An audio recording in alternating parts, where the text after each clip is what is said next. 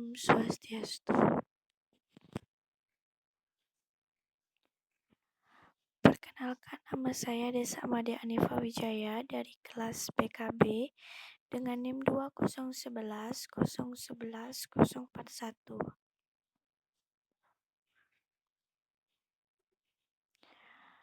Baik, di sini saya akan menjelaskan mengenai pengertian dasar-dasar BK. Dasar-dasar adalah pokok atau pangkal suatu tahap awal. Dasar adalah awal untuk mengenal konsep sebelum mempelajari tahap selanjutnya. Dasar adalah penentu untuk melanjutkan pada tingkat yang lebih tinggi dalam melanjutkan suatu teori atau konsep. Baik, yang selanjutnya di sini ada tujuan dari bimbingan konseling.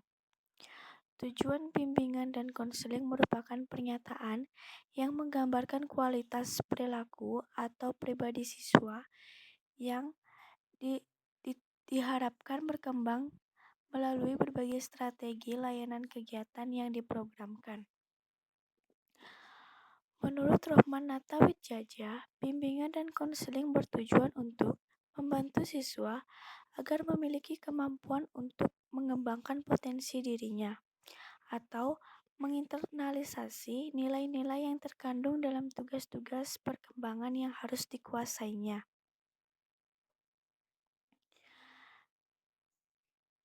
Baik, selanjutnya di sini ada fungsi bimbingan konseling yang dapat dibagi menjadi 4. Yang pertama itu ada fungsi pemahaman. Fungsi pemahaman yaitu fungsi bimbingan dan konseling yang akan menghasilkan pemahaman tentang sesuatu oleh pihak-pihak tertentu sesuai dengan kepentingan pengembangan peserta didik.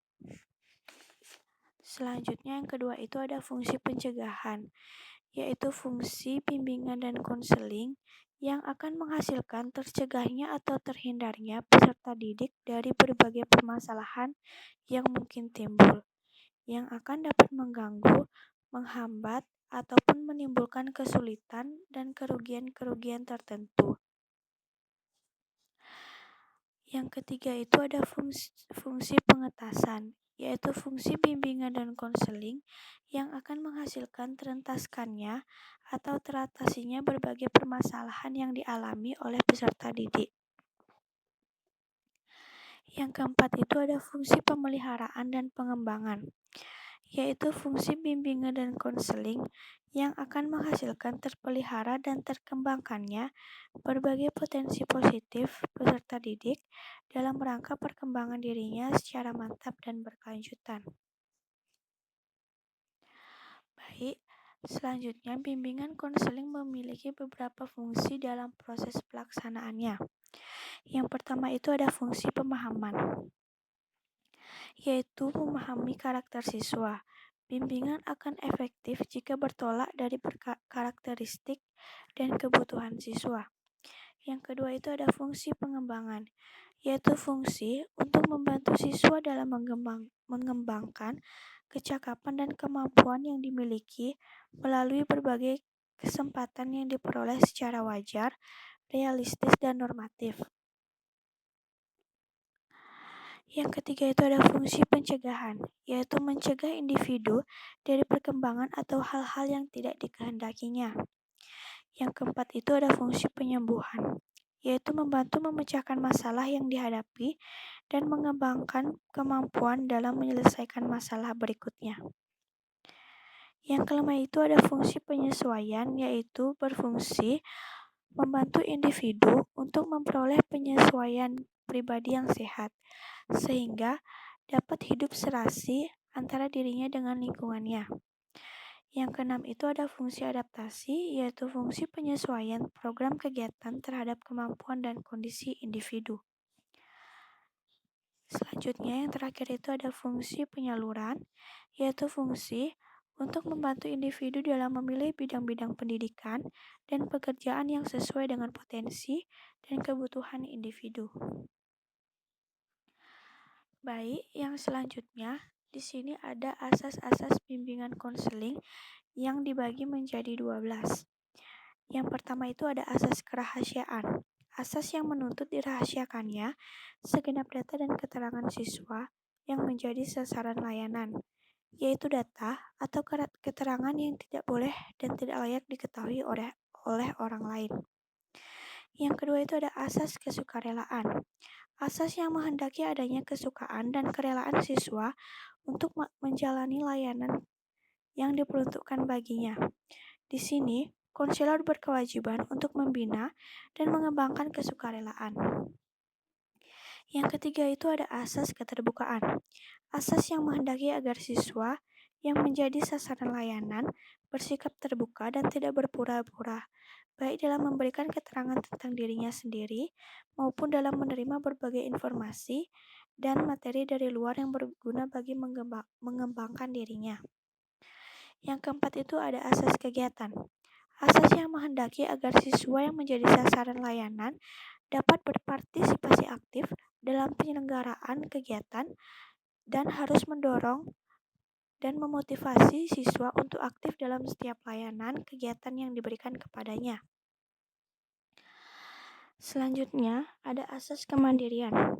Asas yang menunjukkan pada tujuan umum, bimbingan dan konseling, yaitu siswa sebagai sasaran layanan kegiatan bimbingan dan konseling diharapkan menjadi individu yang mandiri. Selanjutnya, yang keenam itu ada asas kekinian. Asas yang menghendaki agar objek sasaran layanan bimbingan dan konseling, yakni permasalahan yang dihadapi, adalah dalam kondisi sekarang. Yang ketujuh itu ada asas kedinamisan. Asas yang menghendaki agar isi layanan terhadap sasaran layanan siswa atau konseli hendaknya selalu bergerak maju, tidak monoton, dan terus berkembang serta berkelanjutan sesuai dengan keutuhan dan tahap perkembangannya dari waktu ke waktu. Selanjutnya yang ke-8 itu ada asas keterpaduan. Asas yang menghendaki agar berbagai layanan dan kegiatan bimbingan konseling, baik yang dilakukan oleh guru pembimbing maupun pihak lain saling menunjang, harmonis dan terpadu. Yang ke-9 itu ada asas kenormatifan. Asas yang menghendaki agar seluruh layanan dan kegiatan bimbingan dan konseling didasarkan pada norma-norma, baik norma agama, hukum, peraturan, adat istiadat, ilmu pengetahuan, dan kebiasaan-kebiasaan yang berlaku. Yang selanjutnya itu ada asas keahlian, di mana asas ini menghendaki agar layanan dan kegiatan bimbingan dan konseling diselenggarakan atas dasar kaidah-kaidah profesional. Dalam hal ini, para pelaksana layanan dan kegiatan bimbingan dan konseling lainnya hendaknya merupakan tenaga yang benar-benar ahli dalam bidang bimbingan dan konseling. Yang ke-11 itu ada asas alih tangan kasus, yang berarti asas yang menghendaki agar siswa yang tidak mampu menyelenggarakan layanan bimbingan dan konseling secara tepat dan tuntas atas suatu permasalahan siswa dapat mengalih tangankan kepada pihak yang lebih ahli. Selanjutnya yang terakhir itu ada asas tuturi handayani, di mana asas ini menghendaki agar pelayanan bimbingan dan konseling secara keseluruhan dapat menciptakan suasana yang mengayomi, mengembangkan keteladanan, dan memberikan rangsangan dan dorongan serta kesempatan yang seluas-luasnya kepada siswa untuk maju. Baik, selanjutnya di sini ada peran dan fungsi BK di institusi sekolah. Salah satu elemen penting yang ada di lingkup sistem pendidikan sekolah adalah keberadaan layanan bimbingan konseling, yaitu membantu peserta didik untuk mengembangkan potensi, tanggung jawab, hubungan interpersonal, motivasi, komitmen, dan daya juang serta pengembangan karir. Baik, selanjutnya di sini ada landasan bimbingan dan konseling yang dibagi menjadi 4 bagian. Yang pertama itu ada landasan filosofis, yang kedua itu ada landasan hukum, yang ketiga ada landasan sosial budaya, yang keempat itu ada landasan ilmiah dan teknologi. Baik, di sini saya pertama saya akan menjelaskan mengenai landasan filosofis yang merupakan Landasan yang dapat memberikan arahan dan pemahaman, khususnya bagi konselor, dalam melaksanakan setiap kegiatan bimbingan dan konseling yang lebih bisa dipertanggungjawabkan secara logis, etis maupun estetis. Yang kedua itu adalah landasan hukum. Pelaksanakan bimbingan dan konseling di sekolah dilandasi oleh landasan hukum yang berupa undang-undang dan peraturan. Dengan adanya landasan hukum ini, maka makin mengukuhkan pelaksanakan layanan bimbingan dan konseling di sekolah berupa aturan. Yang ketiga itu adalah landasan sosial budaya. Landasan sosial budaya merupakan landasan yang dapat memberikan pemahaman kepada konselor tentang dimensi kesosialan dan dimensi kebudayaan sebagai faktor yang mempengaruhi terhadap perilaku individu.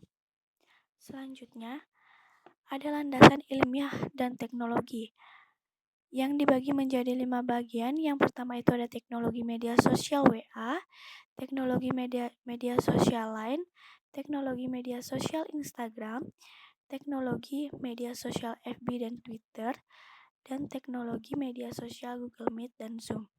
Di mana pada landasan ilmiah dan teknologi ini memiliki banyak kelebihan dan kekurangan juga. Salah satu kelebihannya, manusia bisa lebih efektif dalam menggunakan sosial media untuk menghubungi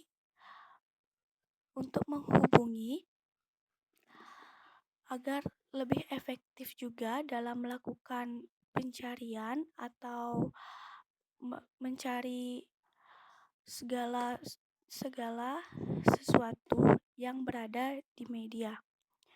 Kekurangannya itu manusia jadi lebih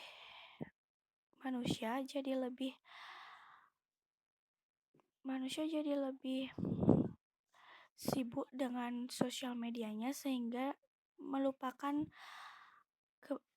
kegiatan rutinnya seperti ibu rumah tangga, lupa dengan